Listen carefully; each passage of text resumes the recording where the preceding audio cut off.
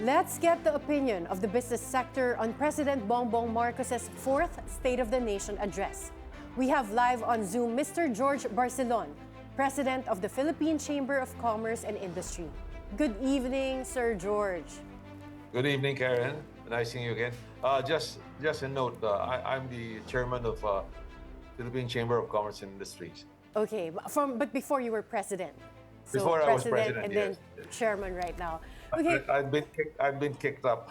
Okay, yes, promoted. Congratulations, sir. Yes. And then, Chairman George, the president used really strong language when he said he would not tolerate officials who benefited from government projects at the expense of the public. What's your take on this? Every admin puts up a fight against corruption, but it continues to happen. What can this administration do better? Karen, my take on this is very uplifting. As I said, if you listen to the whole speech, the beginning and the end were reality checked. Okay, in the beginning, the president narrated about the results of the election, and for him, I don't know whether it's exactly the word he used, but it was an awakening for all, seeing that not all the candidates of the administration won. Having said that, he followed up with, I think, a very, very poignant point that our citizens are waiting for more benefits or service from the government. And it's long in the waiting, and the admonition of the President BBM to government employees, both national and local leaders, that they have to take that to heart and really work better for the benefit of the citizens. So that's one point. In the closing, as you mentioned earlier, the president mentioned about, in line with what we're experiencing now, the flood all over the Philippines, in the northern Luzon, and he realized and he went on his own to inspect that many of these flood control projects were not done to his expectation. And he used very strong words about he's going to go after those who are in cahoot, both government and private sectors who are in cahoot with really tantamount to stealing money from the government. And we're all for that. I think it's long in the waiting, but I'm glad to hear President BBM talked about that. Well, Mr. Barcelon, this is George Cahiles. Well, the president also sent out a warning for agri-traders who committed economic sabotage. This isn't a new occurrence, and the previous administration also went after these people. So will it be different under the Marcos admin? What do you think? Well, it's something that the government must be diligent and consistent in pursuing. As you mentioned earlier, we've heard this many times in many of the administration. And it's not a question of pronouncement from the government that they want to stamp out, these parties that are manipulating, especially food-related commodities. But it's really that the government agency must be consistent, and wherein the laws are clear. But on the other side, they have to be to gather all the necessary evidence that those importers are profiteering, are manipulating. Because in the past, we've heard when the top mentions something about this, the agency will react, and they will just, get a few traders and claim that they are manipulator of importation. So we have to get all the evidence to justify, in either persecuting them. Chairman George, the business community has often complained about the high cost of energy in the country. In this fourth SONA, the President Bongbong Marcos, seems to be exerting a greater effort to address the energy shortage. He mentioned that he wants stable, reliable energy supply nationwide, even singling out Siquijor. And he said that he wants power to be secure by the end of the year. Do you think this is doable? Well, in many areas, we have to admit, in the disadvantaged areas or far-flung areas, the connectivity and power is still something they dream about. Okay? But I know the government is doing its work. The Department of Energy is doing its work. For the longest time, there's an imbalance on the power generation in the areas that need power. We have excess power in the Mindanao area, while Visayas is lack of power. But what was hampering, the connectivity is the grid, and this was taken up, and I believe that the proper government agency is doing their work, and they're fast tracking. So that's one area that the power sector must look into.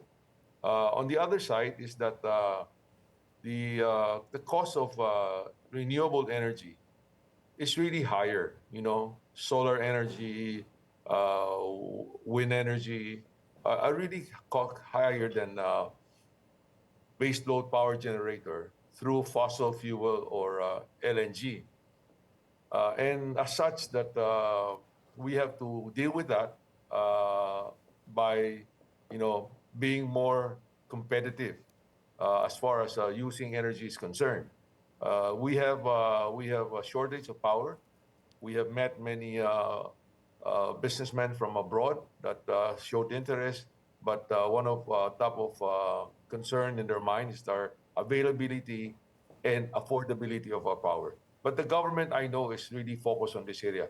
But putting up a base load power generator is not fast. You're talking about 4 to 5 years. Okay, in the renewable energy such as wind and solar, a lot of big companies are going in. The Meralco Group, Mr. Ricky Rason.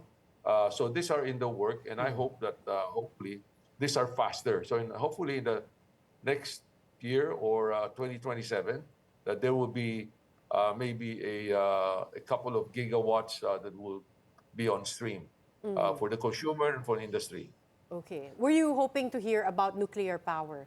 This has also been explored by companies like Meralco, and we do have that 123 agreement with the United States as well. Well, talking about nuclear power, the very first trip President BBM traveled to the United States, and that was in New York. And I was fortunate enough to sit in one of the discussion regarding power, and that was already being talked about. Because nowadays, the nuclear power plant, the new technology, it's called modular nuclear power plant. They're smaller in capacity, but they can be upgraded or size can be made bigger within a reasonable time. But even that alone takes about, I heard, I'm not an expert in this, takes about 7 years to put up. And I'm sure that those private sectors that are interested can do it. But putting up a nuclear power generation, it's not as simple that you want to put it up, because even acquiring the feeds, the radioactive that needed, uranium or plutonium, all of this are very strict by the international nuclear bodies, no. So, but it's in the work. I'm very supportive of the government going into that type of power generations. Well, Chairman, speaking of the President's U.S. trip, one of the things that he did not mention in his SONA is the impacts of the supposed lopsided trade agreement with the United States. What do you think about that, sir? Well, actually, me and a lot of my friends, no, we were our attention were really focused on the whole SONA, and we kept waiting for that portion wherein that issue would be that will be enlightened. But unfortunately, it was not taken up. The reason why we, as I said, that it's an issue on top of mind is that we agreed to give zero tariff to American imports. Okay?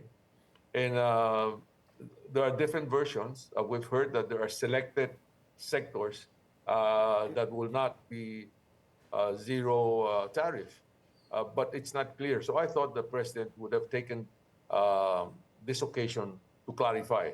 But on the other side, I can understand. In one of the interviews of ambassador, our U.S. ambassador, Philippine ambassador to U.S., Ambassador Pedro Montes, he did mention that the discussion is still ongoing. Okay, as of now, it's actually, if you talk about the figures, originally it was 17, then it was bumped up to 20, then it came down to 19. Okay, anyway, whatever it is, from the pronouncement of Ambassador Baber Maldes, he said the discussion is still ongoing. And we're hoping that the U.S. would consider giving us a lower rates. Okay? So we're hopeful that that can be achieved. Because whatever lower rates for us would allow us to have better comparative advantage.